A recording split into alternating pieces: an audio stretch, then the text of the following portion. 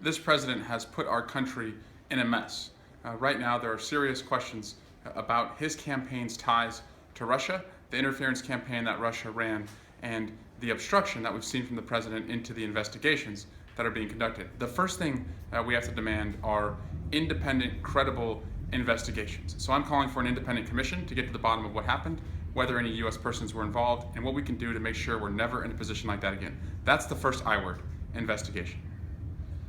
Okay, any other I words coming to mind? Too early for any other I words at this point. We really need to have a fair investigation, one that follows the facts and follows the evidence, and then go from there. But right now, this president continues to impede our ability to do that.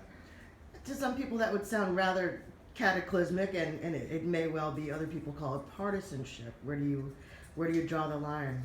Every serious attack that our country has suffered, whether it's been from a bomb or a missile, and hopefully with this electronic interference campaign, citizens have expected their leaders to unite. And this is an opportunity for Republicans and Democrats to unite, to wear the same uniform and say we're never again going to tolerate an outside adversary to meddle in our elections.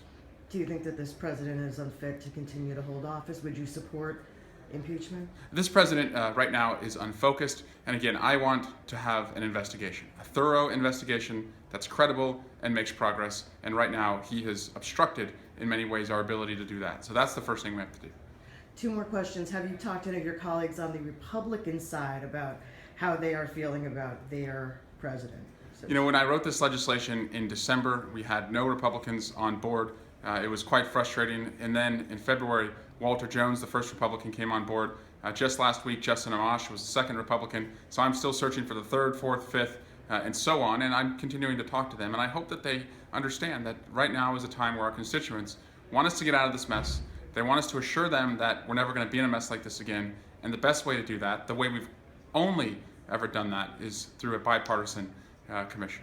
And for the people who are watching this from afar, aside from the sort of angry tweeting, facepalm, head desk, et cetera, what can people actually do to affect what's going on here? We're not powerless. People should expect their representatives to want to understand what Russia did and make reforms so that we never see something like this again. So demand an independent commission, demand an independent prosecutor into the criminal probe. We're not helpless.